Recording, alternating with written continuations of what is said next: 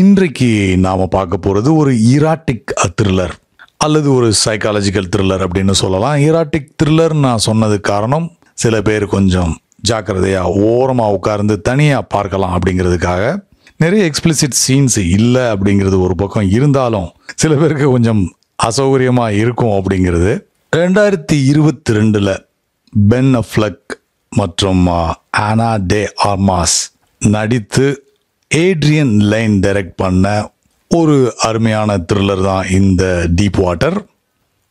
Deep வாட்டரை பற்றி இன்னைக்கு முக்கியமாக ரெக்கமெண்ட் பண்ணுறதுக்கு 3 காரணம் என்ன கேட்டால், 1, டீப் வாட்டருக்கு கிடைத்த ஏகப்பட்ட நெகட்டிவ் ரிவ்யூஸ்.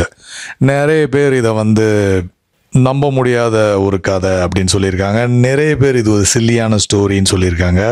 இன்னும் கொஞ்சம் பேர் இது ரொம்ப ஸ்லோவாக இருக்குது, விறுவிறுப்பாக இல்லை அப்படின்னு சொல்லியிருக்காங்க. என்ன கேட்டால் இட்ஸ் அ தரவ் என்டர்டெய்னர் அப்படிங்கிறதுல எந்த சந்தேகமும் இல்லை. ஸோ இந்த மூவியை ரெக்கமெண்ட் பண்ணுறதுக்கு இன்னொரு முக்கியமான காரணம் என்னன்னா, இந்த மூவியோட டைரக்டர் ஏட்ரியன் லைன் கிட்டத்தட்ட 20 வருட இடைவெளிக்கு அப்புறம் அன்ஃபெய்த்ஃபுல் அப்படிங்கிற பியூட்டிஃபுல்லான மூவியை டைரக்ட் பண்ணதுக்கு அப்புறம் இப்போ தான் இந்த மூவியை டைரக்ட் பண்ணி இவ்வளோ இடைவெளிக்கு அப்புறம் இந்த மூவியை டைரக்ட் பண்ணியிருக்காரு. அவரோட இன்னொரு பாப்புலரான திரைப்படம் என்ன அப்படின்னு உங்களுக்கு தெரிஞ்சிருக்கும், ஃபேட்டல் அட்ராக்ஷன். ஸோ 2 அருமையான திரைப்படம் அவரோட ஃபில்மோகிராஃபியில் இருக்குது.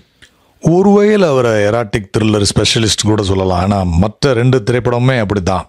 லவ் ஸ்டோரிஸ்லாம் நம்பிக்கை இல்லாத ஆள் மாதிரி லாஸ்ட்டை பேஸ் பண்ணி தான் தலைவர் மூவி டைரக்ட் பண்ணுற மாதிரி இருக்குது. அதுவும் தவறான செக்ஷுவல் அப்பிடைட் வாழ்க்கையை சீரழிச்சிரும், அந்த மாதிரியான ஒரு கான்செப்டுக்கு சொந்தக்காரர் அப்படின்னு நினைக்கிறேன். இந்த மூவியை இன்னும் ரெக்கமெண்ட் பண்ணுறதுக்கு முக்கியமான காரணம், இந்த மூவி ஃபேமஸான நாவலாசிரியர் பெட்ரிஷியா ஹைஸ்மித் அவங்க எழுதின ஒரு புத்தகத்தை தழுவி எடுக்கப்பட்ட திரைப்படம். கிட்டத்தட்ட 22 நாவல்கள் மற்றும் சிறுகதைகள் எழுதியிருக்காங்க.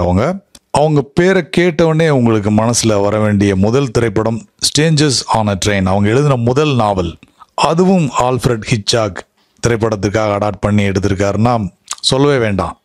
அவங்களும் மேக்ஸிமம் சைக்காலஜிக்கல் த்ரில்லர்ஸ் தான் எழுதுகிற மாதிரி தெரியுது. இப்போ கூட நெட்ஃப்ளிக்ஸில் த டேலண்டட் மிஸ்டர் ரிப்ளீஸ் பயங்கரமான வரவேற்போட நல்லாவே போயிட்டுருக்குன்னு சொல்லலாம். முடிஞ்சவங்க அதையும் பாருங்கள். அதற்கு ரிவ்யூ இன்னும் 2 வாரங்களில் போடலாம். சரி, ஒரு உலக புகழ்பெற்ற நாவல்ல இருந்து அடாப்ட் பண்ணியிருக்காங்க அப்படின்னு சொல்லும்போது டீப் வாட்டரோட கதை தான் என்ன? பென் அஃப்லெக்கும் அவரோட மனைவி அன்னா டே ஆர்மாஸும் ஒரு டாக்ஸிக் ரிலேஷன்ஷிப்பில் இருக்காங்கன்னு சொல்லலாம்.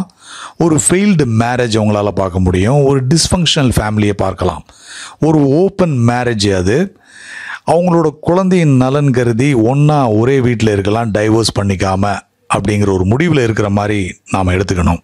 அதனாலே என்னவோ அவர் பென் அஃப்லெக் யங் ஏஜ்ல ரிட்டையர்ட் ஆகி தன்னோட குழந்தைய கண்ணு கருத்துமாக பார்த்துக்கிறாரு. பள்ளிக்கூடம் கூட்டிகிட்டு போகிறாரு, குழந்தைக்கு தூங்கும்போது கதை சொல்கிறாரு, டைம் கிடைக்கிறப்போ மவுண்டன் ஹைக்கிங் போகிறாரு.